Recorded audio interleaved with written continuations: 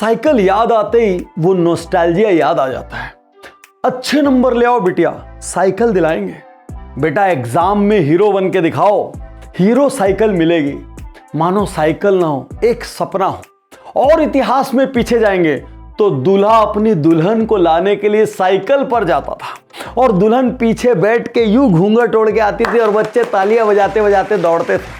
Cycle के पीछे radio बजता रहता था और दूर से समझ आता था किसकी साइकिल आ रही है। टन टन टन टन सब साइकिल में अलग अलग किस्म की घंटियां बजाते थे, चक्कों को सजाते थे। साइकिल एक अद्भुत असाधारण पहचान थी और साइकिल बनाने का सपना भी था 4 भाइयों का। आज मैं आपको सुनाने जा रहा हूं 4 भाइयों के हौसलों की कहानी। एक ऐसी कहानी जिससे हर फैमिली बिजनेस करने वाले को फैमिली बिजनेस मैनेजमेंट के अद्भुत लेसन मिलेंगे। हर बिजनेस चलाने वाले को आज वो स्ट्रेटजीज मिलेगी जिससे आप बहुत बड़े कंपटीशन में सरवाइव कर पाएंगे। और हर छोटे बिजनेस वाले को जिसने अभी अभी शुरू किया है, जिसके घर के गैराज में अभी सामान पड़ा हुआ है, उनको समझ आएगा बिजनेस बड़ा कैसे करते हैं। 4 भाइयों ने मिलकर लोन लेकर साइकिल का बिजनेस शुरू किया। ऐसा नहीं था उनके दिमाग में कोई बहुत ग्रैंड सपना था कि एक दिन हम दुनिया के सबसे बड़े मैन्युफैक्चरर बनेंगे। वो तो महज एक दुकान थी जो सर पे छत आ जाए और मुंह में रोटी आ जाए, 4 भाइयों का इतना बड़ा परिवार चल जाए, इसलिए खोली गई थी। उसके बाद धीरे धीरे काम आगे बढ़ा। खूब मेहनती थे, इतने मेहनती कि एक भाई साइकिल चलाता, एक भाई सामने की डंडी पर बैठता, एक भाई पीछे के करियर में बैठता और इस तरीके से वो दुकान जाते। फिर उन्होंने एक छोटे से शेड में साइकिल के पार्ट्स की मैन्युफैक्चरिंग शुरू की और उन पार्ट्स को असेंबल करके बाइसिकल बनाने लगे। क्या ये यात्रा आसान थी? क्या सफलता की कोई भी यात्रा आसान होती है? तो साइकिल के पार्ट मेकिंग से लेके मैन्युफैक्चरिंग एक कंप्लीट साइकिल, ये जर्नी आसान नहीं थी, क्योंकि उस समय साइकिल के अधिकांश कंपोनेंट इंपोर्ट होते थे। सरकार की इंपोर्ट की नीतियां बहुत सख्त थी, व्यापार करना उतना आसान नहीं था। इन भाइयों ने हाथ से साइकिल के पार्ट बनाने शुरू किए। अपने वर्क शेड के पिछवाड़े में आर्टिस्ट को लेते, टेक्नीशियन को लेते, मिस्त्री को लेते, पहले पेपर पर डिजाइन खींचते, उसको प्रोड्यूस करने की कोशिश करते और ये मेहनत रात दिन इनकी जारी रही। और ऐसा नहीं था कि जो पार्ट बना रहे हो बहुत एजुकेटेड थे, उनके पास कोई एनालिसिस था, उनके पास कोई कंप्यूटर था, कुछ नहीं था। पूरे देशी तरीके से हाथ और दिमाग, ये 2 चीज चल रही थी। और 1954 में खूब सारी असफलताओं के बाद ये सफल हुए बाइसिकल के फोर्क बनाने में। और इसके बाद हैंडल बार बनाया, मडगार्ड बनाया। और इन सब के साथ 3 भाई दुकान में मेहनत करते और सबसे छोटे भाई ओम प्रकाश पूरे देश में घूमकर ऑर्डर लाते। होटल में पैसा खर्चा ना हो जाए, क्योंकि भाई जेब टाइट थी, इसलिए स्टेशन के प्लेटफॉर्म पर ही सो जाते और यहां से इनकी यात्रा आगे बढ़ी। और आगे फैमिली बिजनेस मैनेजमेंट स्ट्रेटजीज बताऊं, बिजनेस स्ट्रेटजीज बताऊं, उसके पहले सारे व्यूअर्स के लिए एक सवाल। भारत में सबसे पहली कंप्लीट बाइसिकल किस कंपनी ने मैन्युफैक्चर की और किस शहर में मैन्युफैक्चर की? ये जवाब कमेंट बॉक्स में जरूर दें। सामान्य ज्ञान की थोड़ी परीक्षा तो होनी चाहिए। और आपको याद दिला दूं, यदि आपने उज्जवल पाटनी चैनल अब तक सब्सक्राइब नहीं किया तो तुरंत सब्सक्राइब करें, बेल आइकन दबाना मत भूलना, क्योंकि YouTube बेल आइकन दबाने पर ही नोटिफिकेशन भेजता है। 500 से ज्यादा वीडियो है, एक दिन में एक वीडियो देखेंगे, जिंदगी बदल जाएगी। 1956 में नेहरू जी ने कहा, देश के सारे बड़े उद्योग सरकार चलाएगी और छोटे उद्योग उद्योगपतियों के हवाले होंगे। जब साइकिल के लाइसेंस देने की बात हुई, लेकिन इस नियम के साथ कि आप सीमित संख्या में साइकिल बनाएंगे। जब मुंजाल जी को यह बात पता चली, वो अड़ गए। उन्होंने कहा, मैं साइकिल बनाना तो चाहता हूं, मेरा सपना बहुत बड़ा है, लेकिन मैं सीमाओं में काम नहीं करूंगा। मैं विशाल बिजनेस खड़ा करना चाहता हूं और इसके लिए मैं किसी लिमिट में नहीं बंधूंगा। और सबको चौंकाते हुए उन्होंने लाइसेंस वापस कर दिया। लोगों ने कहा, पैर पे कुल्हाड़ी मार रहे हो, लेकिन जिद्दी लोग तो जिद्दी होते हैं। बाद में सरकार को झुकना पड़ा और मुंजाल जी को उनका लाइसेंस वापस मिला और उन्होंने उस भरोसे को सिद्ध करके दिखाया। इनिशियल प्रोडक्शन 639 बाइसिकल, थोड़े दिन बाद 7803 और 1961 आते आते 31,000 साइकिल वो पर साल बनाने लगे। कहने की बात क्या है, जब आप राइट होते हैं, जब आपको खुद पर भरोसा होता है, तो आप कॉम्पिटिटर से तो छोड़ो, सरकार से भी भिड़ जाते हो।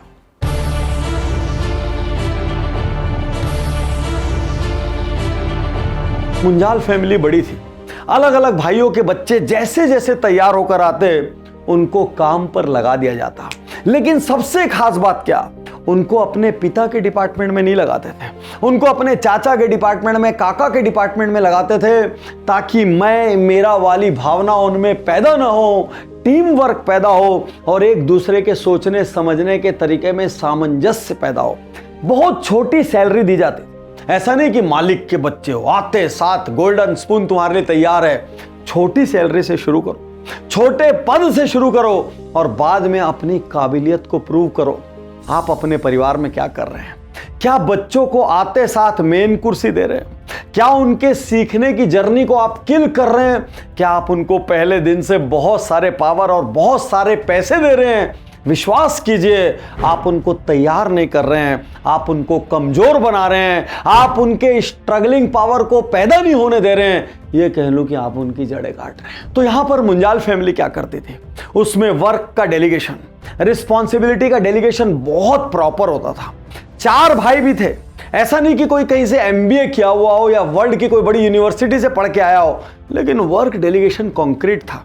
एक भाई मार्केटिंग देखता था, एक भाई मैन्युफैक्चरिंग देखता था, एक भाई क्वालिटी देखता था और स्वयं बृजमोहन लाल जी मुंजाल पूरी गवर्नमेंट की लाइजनिंग देखते थे, क्योंकि वो कोटा राज का समय था, वहां पर सेटिंग बहुत जरूरी थी। और वो कहते हैं, हम में से कोई भी बिना कारण एक दूसरे में दखलंदाजी नहीं करता था और हम एक ब्यूटीफुल कॉम्बिनेशन बनाते थे। हमारी रिलेशनशिप्स भी मैनेज रहती थी और व्यापार भी चलता रहता था। इसका परिणाम ये हुआ, एक समय ऐसा था हम 50,000 के लोन के लिए दौड़ते थे और एक समय ऐसा आया दुनिया हमारे पास आती थी, मुंजाल साहब लोन ले लो यार, थोड़ा लोन ले लो यार। बृजमोहन लाल मुंजाल जी और उनके परिवार ने सारी तरक्की परंपराओं के साथ की। हर दिन घर में हवन होता था, उसमें पूरा परिवार शामिल होता था। इससे religious values, moral values, ethical values, difference between right and wrong, ये बचपन से हर बच्चे को क्लियर होता था। वो कहते हैं, मेरा पूरा सेटअप, मेरा परिवार, हम सब एक दूसरे का बहुत आदर सम्मान करते थे। आर्य समाज के प्रति उनका झुकाव था, इसलिए शुरू से ही क्रांतिकारी टाइप की सोच, अनटचेबिलिटी के विरुद्ध शंखनाद, चाइल्ड मैरिज के विरोध में खड़ा होना, विमेन के बायस के अगेंस्ट में खड़ा होना, और उन्होंने ऐसे बहुत सारे इनिशिएटिव्स को सपोर्ट किया जिससे समाज को नई दिशा मिली। सिर्फ पैसा नहीं कमाया, परंपराओं को जिंदा रखा। सिर्फ पैसा नहीं कमाया, परिवार को साथ लेके चले। आधुनिकता की होड़ में अपने कल्चर को नहीं छोड़ा, कल्चर के साथ मॉडर्नाइजेशन को अपनाया। और शायद यह आज के हर फैमिली बिजनेस मेंबर के लिए, फैमिली बिजनेसेस के लिए सबक है कि हर नया बच्चा जो पढ़ के आता है वो ये बोलता है, पुरानी सब चीजें छोड़ दो, ये सब दकियानुसी है, ये बेकार है, गलत। परंपराओं को अपने भीतर रख के, संस्कारों को अपने भीतर रख के, ह्यूमन वैल्यूज को अपने भीतर रखकर जो तरक्की मिलती है वही सही तरक्की है। जब मुंजाल परिवार का आपसी विघटन हुआ, बंटवारा हुआ, किसी को पता तक नहीं चला, क्योंकि चारों भाइयों ने मिलकर शानदार प्लानिंग की। महज चारों भाइयों ने नहीं, उन्होंने अपने बेटे पवन और सुनील के लिए भी ऐसी प्लानिंग दी कि किसी को कानो कान खबर नहीं हुई, कोई कन्फ्लिक्ट नहीं हुआ, किसी शेयर होल्डर का 1 रुपया लॉस नहीं हुआ, बाजार में 1 रुपए की इमेज में नेगेटिविटी नहीं आई और सक्सेशन प्लानिंग बहुत ही ब्यूटीफुली इंप्लीमेंट हो गई। आज आपसे कहना चाहता हूं, यदि आपके घर में थोड़ी बहुत खटपट चलने लगी, यदि विचारों का मतभेद आने लगा है, यदि लड़ाई बिजनेस की ग्रोथ में बाधा बन रही है, यदि हर आदमी गल्ले से अपना बेनिफिट देख रहा है, अपना पैसा खींच रहा है, वक्त आ गया है सक्सेशन प्लान बना दें। ना तो आप अमर हैं, ना आपका व्यापार अमर है। ऐसा नहीं है कि यात्रा आसान थी। 1965 में एटलस इंडिया का लार्जेस्ट साइकिल मैन्युफैक्चरर था। आज एटलस बंद हो गया। क्या कारण रहा? वही फैमिली डिस्प्यूट्स, टाइम पर इनोवेट नहीं किए और सेम प्रोडक्ट लाइन के साथ खेलते रहे। और एटलस के विपरीत हीरो साइकिल ने लगातार चेंजेस किए। 70 के दशक में जब कोई JIT नहीं जानता था, जस्ट इन टाइम, उस वक्त एक और GDP लगातार गिर रहा था, प्रॉफिट मार्जिन कम होती चली जा रही थी, इमरजेंसी का समय था, व्यापार करना कठिन था, बिजनेसेस लगातार बंद हो रहे थे। लेकिन हीरो ने JIT प्रैक्टिस करना शुरू किया। जैसे ही स्पेयर पार्ट गोडाउन में आते हैं, उनको वहां पर मिनिमम टाइम रखकर, उन पर मिनिमम ब्याज खाकर, बिना किसी इन्वेंट्री के झंझट के तेजी से साइकिलों को प्रोड्यूस किया जाता और बाजार में बेचने के लिए भेज दिया जाता, जिससे साइकिल की लागत कम हो जाती। हीरो अपनी साइकिलें बनाता था, लेकिन हीरो को पता था कि सारा डेवलपमेंट मैं अकेले नहीं कर सकता, सारा मार्केट में अकेले कैप्चर नहीं कर सकता, मैं हर किस्म का, हर टेस्ट का, हर टेक का प्रोडक्ट नहीं बना सकता। हीरो ने रैपिड एक्विजिशन शुरू किया। 2015 में 150 करोड़ में फायरफॉक्स का एक्विजिशन किया। फायरफॉक्स का शोरूम आप चारों तरफ देखेंगे, वो साइकिलें जो 1000-2000 में बिकती थी, वो फायरफॉक्स जैसे ब्रांड्स की वजह से 10,000, 15,000, 20, 25, 30 और 40 में बिकने लगी। यूके बेस्ड एवोसेट स्पोर्ट्स का एक्विजिशन किया, श्रीलंका के BSH वेंचर्स का एक्विजिशन किया और लगातार वो एक्विजिशन करते रहे। एक्विजिशन से क्या मिला? नए बाजार मिले, नई टेक्नोलॉजी मिले, नई टीमें मिली, नया प्रोडक्ट लाइन मिला और इनडायरेक्टली कंपटीशन को भी खत्म कर। हीरो कहां भारत का हीरो बन के चुप बैठने वाला था। हीरो का सपना था पूरी दुनिया भर में हीरो बनना। और जब दुनिया भर में हीरो बनना है तो आपको दुनिया के अलग अलग देशों के लोगों का टेस्ट, उनकी रिक्वायरमेंट, उनकी सेंसिटिविटी और उनकी सेंसिबिलिटी पता होनी चाहिए। हीरो ने अपना डिजाइन सेंटर मैनचेस्टर यूके में एस्टेब्लिश किया। उस डिजाइन सेंटर में दुनिया भर के 25 डिजाइनर और मार्केटर्स को ला कर रखा और उनसे कहा पूरी दुनिया के लिए डिजाइन बनाइए, बाइक्स बनाइए। और इस तरीके से वहां पर जो डिजाइन पैदा होती, वो यूरोप वाले को लगती हमारी डिजाइन है, एशिया वाले को लगती हमारी डिजाइन है, US वाले को लगती हमारी डिजाइन है। यदि बिजनेस को सरवाइव करना है तो आपको इनोवेट करना पड़ेगा। यदि बिजनेस को सरवाइव करना है, ग्रो करना है, तो आपको कस्टमर के टेस्ट की चीजें बनानी पड़ेगी, जिसको देखते ही कस्टमर बोले ये मेरे लिए। और ये इनोवेशन सिर्फ यूके में नहीं हो रहा है, लगातार इंडिया में भी R&D एंड इनोवेशन चल रहा है। क्योंकि बहुत सारे कंपोनेंट साइकिल के, बहुत सारे कंपोनेंट ई-बाइक के आज भी बाहर से आते हैं। तो उन सब को जब तक हम इंडिया में नहीं बनाएंगे, जब तक हम आत्मनिर्भर नहीं बनेंगे, तब तक बिजनेस को भी रिस्क है और तब तक कॉस्ट भी हाई पड़ती रहेगी।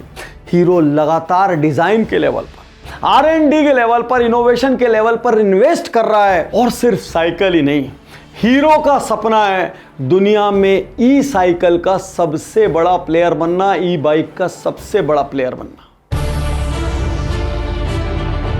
सोच कर देखिए, यदि आप चाहें कि सब कुछ मैं ही बना लूं, क्या गति आपकी तेज रहेगी? यदि आप चाहें कि सारा R&D मैं अकेला कर लूं, तो क्या आपके पास वाकई इतना फंड रहेगा? यदि आप चाहें कि सब प्रोडक्ट्स मैं ही बना लूं, तो क्या आप मास प्रोडक्ट बना पाएंगे, मास अपील ला पाएंगे, मास के लिए जो कॉस्ट कटिंग चाहिए वो कर पाएंगे? हीरो था। हीरो ने एक ही चीज समझी, जो चीज नहीं आती और जहां संभावना है, जहां अपॉर्चुनिटी है, उसके लिए तुरंत हाथ मिलाओ।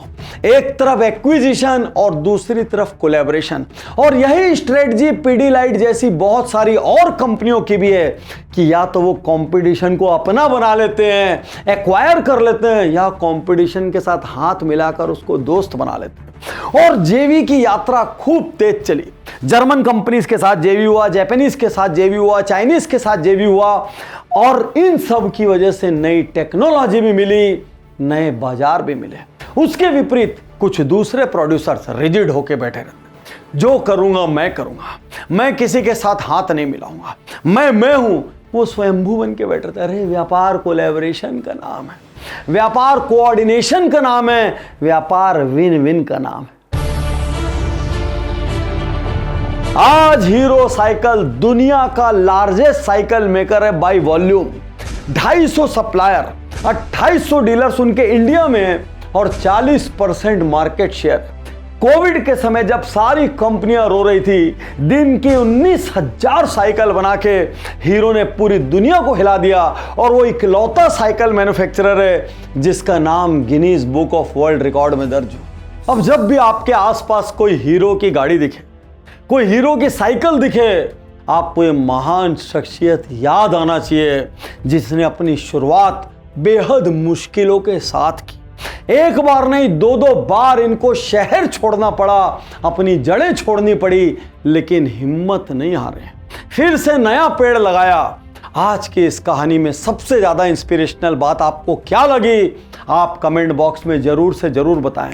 यदि आपको ये वीडियो पसंद आया, यदि ये वीडियो वायरल हुआ, तो अगले पड़ाव में मैं आपको हीरो मोटर्स की केस स्टडी देना चाहूंगा, क्योंकि वो भी अपने आप में ऐतिहासिक है। हीरो और होंडा एक साथ थे, हीरो होंडा, और एक समय के बाद हीरो अलग हो गया, होंडा अलग हो गया। किसी प्रोडक्ट में हीरो लीड कर गया जापान के इतने बड़े होंडा को हरा के, और होंडा कई मामले में हीरो को सलाम करता है कि हमने नहीं सोचा था हीरो इतनी तरक्की कर जाएगा। यदि ये केस स्टडी चाहिए तो कमेंट बॉक्स में जरूर लिखें। शुक्रिया, धन्यवाद, थैंक यू। मैं तैयार हूँ, मैं तैयार